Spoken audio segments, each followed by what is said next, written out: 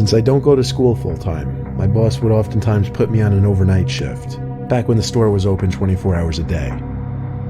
Given that it was a supercenter, there would still be a number of employees working. My shift this one particular night was 10 p.m. to 7 a.m. I was one of only a couple employees doing stock work, and there was 1 or 2 employees at registers up front.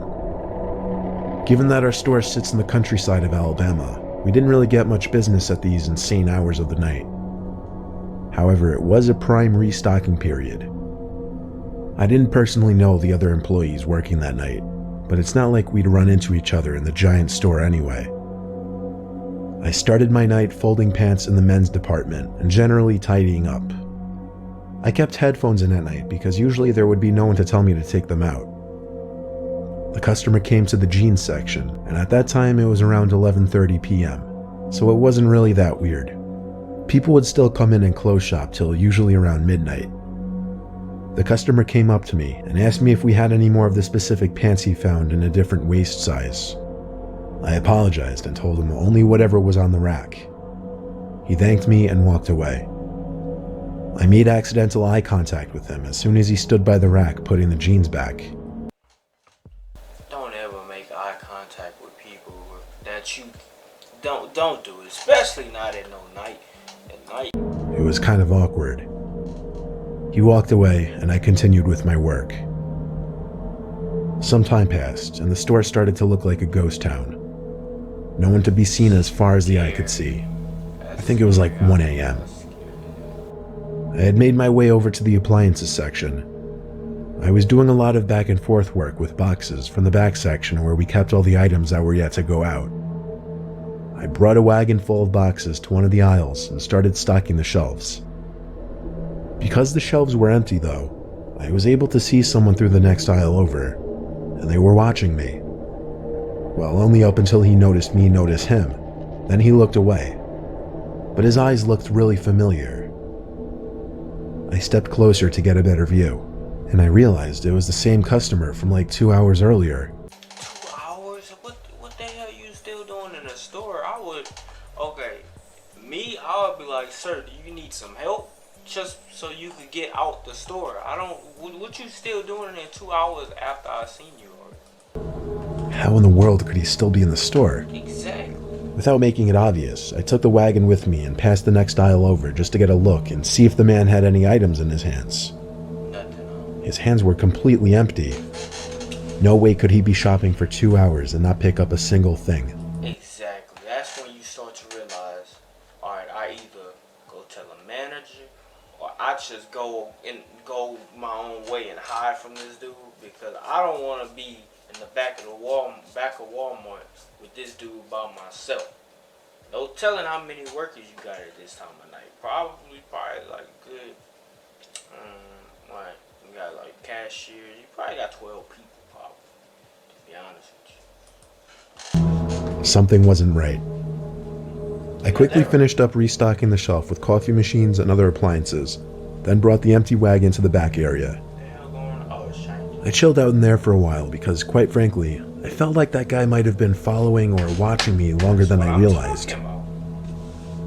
I played on my phone for a little while in the employee lounge.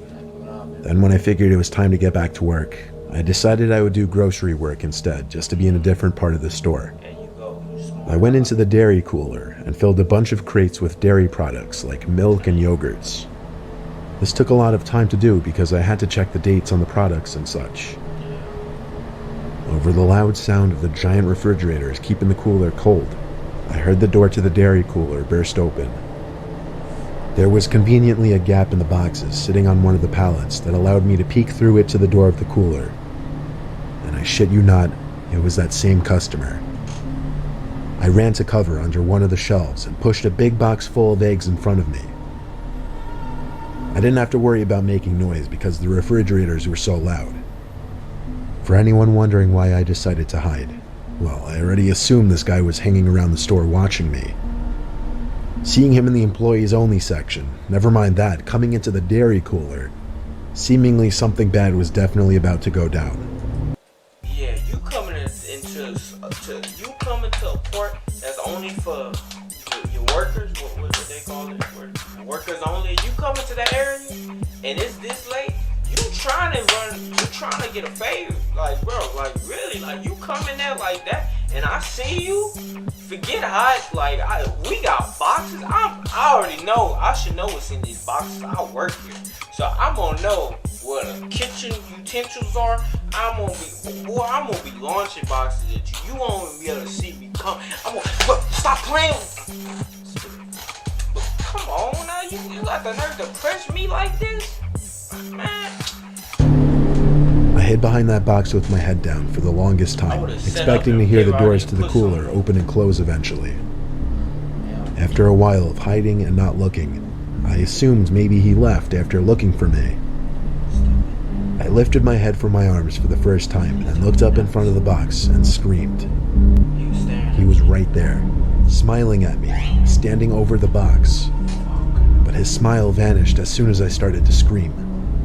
He tried putting his hand on my lips to muffle my scream. I didn't allow that to go any further.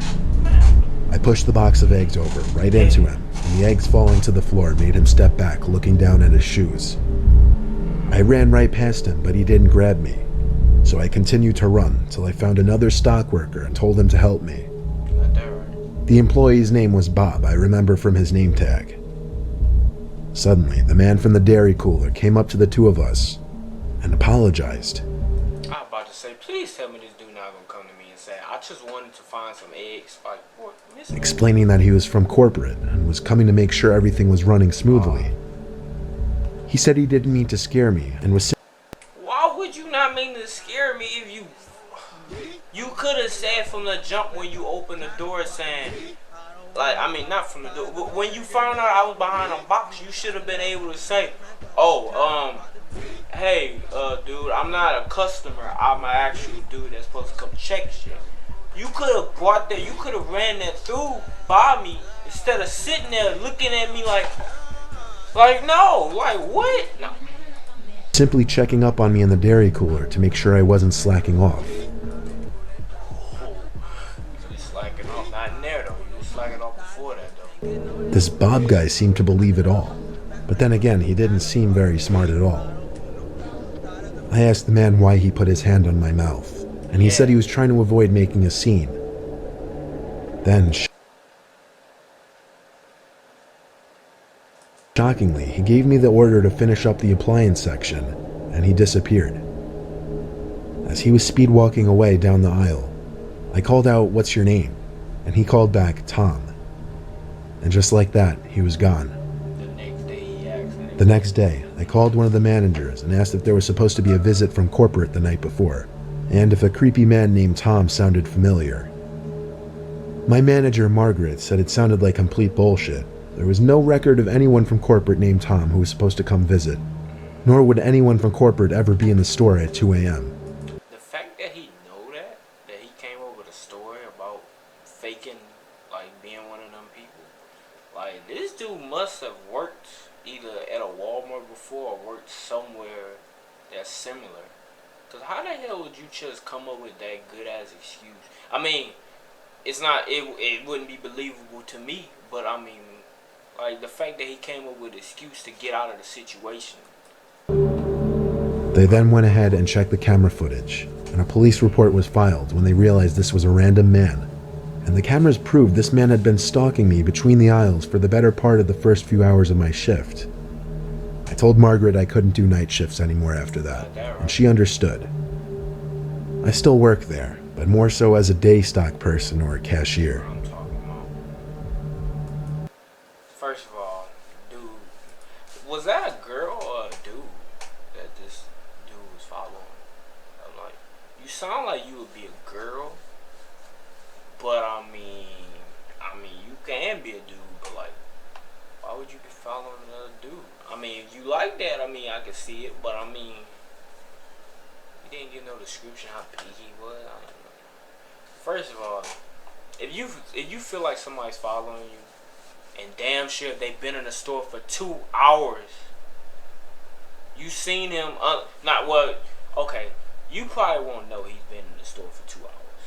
Maybe he could have left and came back.